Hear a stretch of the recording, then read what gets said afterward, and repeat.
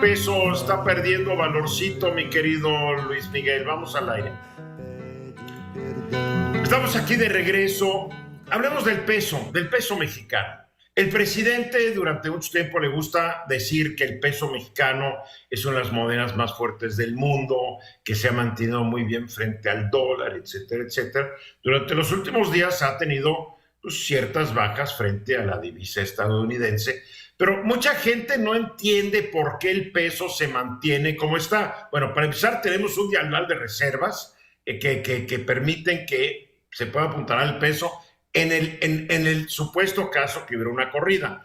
Pero también hay que decirlo, las finanzas públicas se han manejado con mucha habilidad e inteligencia en esta administración, con mucha mesura, lo cual contribuye también a que se mantenga la moneda bastante estable. Pero, ¿qué le está pasando durante estos últimos días, Luis Miguel?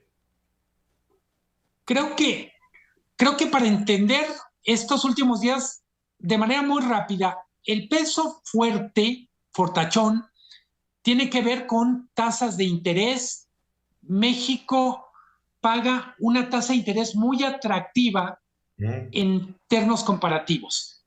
Tiene 2 o 3 grandes fuentes de divisas: las remesas, por supuesto, las exportaciones, el turismo. Entonces, no solo son las reservas, sino la cantidad de dinero que entra.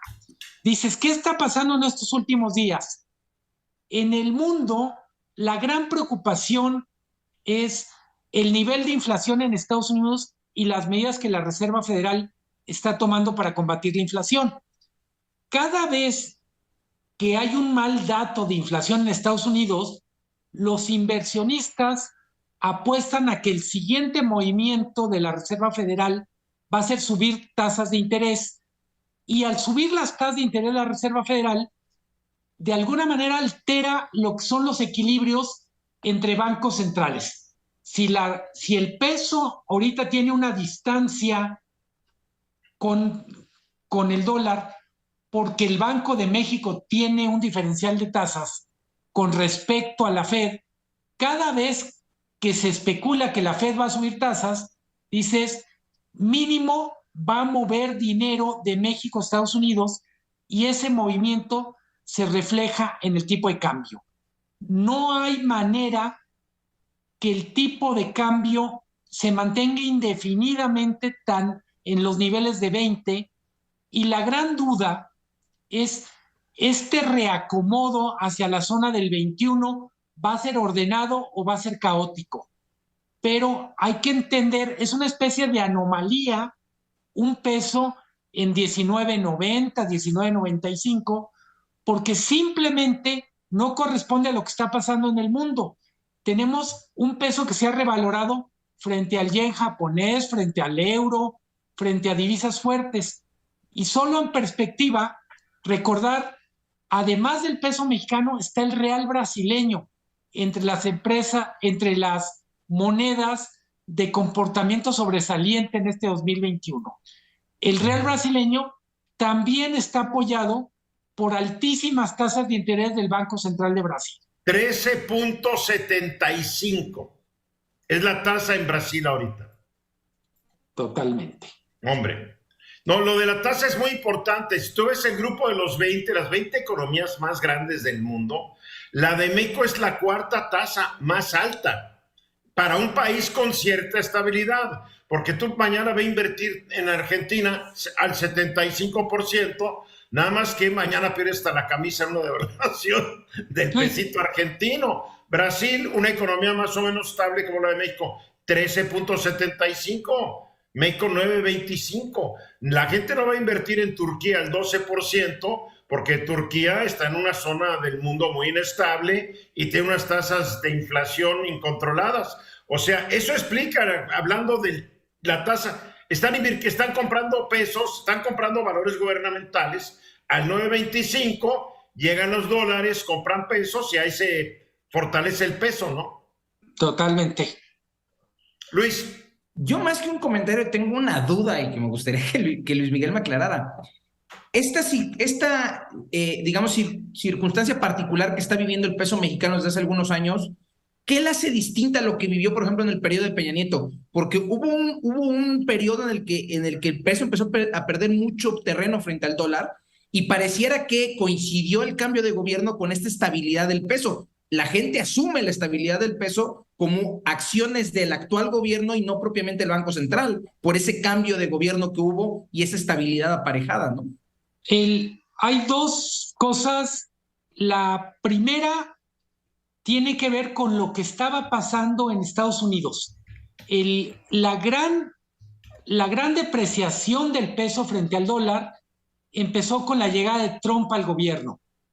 Cuando Donald Trump llega y dice voy a quitar el NAFTA, el TLC, porque no me gusta, porque es el peor tratado comercial del mundo, en ese momento el peso se empieza a mover literalmente como canica en cazuela, empieza a brincar, se empieza a deteriorar.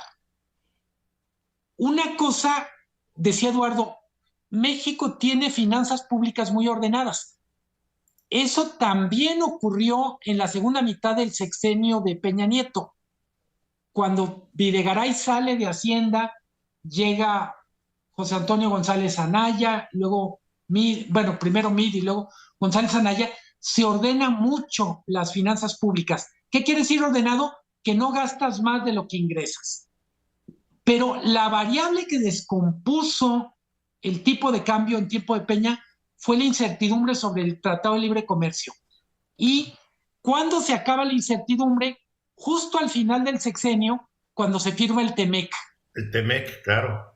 En ese sentido, el presidente que tanto valora la estabilidad del tipo de cambio y que tanto le está apostando en el presupuesto 2023 al nearshoring o captación de inversiones que ahora está en China, que tenga cuidado él y su equipo con no patear demasiado el pesebre del Tratado de Libre Comercio. Sí, es porque un factor si México de estabilidad tan importante como el nivel de reservas, como la disciplina en el gasto.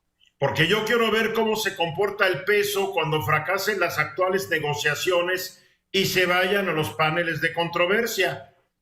Y cuando empiece a crecer miedo de que México pierda las discusiones temequianas frente a Estados Unidos, a ver cómo se comporta el peso. Cuando vean que México puede perder mucho dinero frente a Estados Unidos por la política energética que sigue el presidente, que para los expertos es violatoria de lo que nuestro gobierno, olvídense del de Peña Nieto, López Obrador, el gobierno del Estado mexicano firmó un tratado.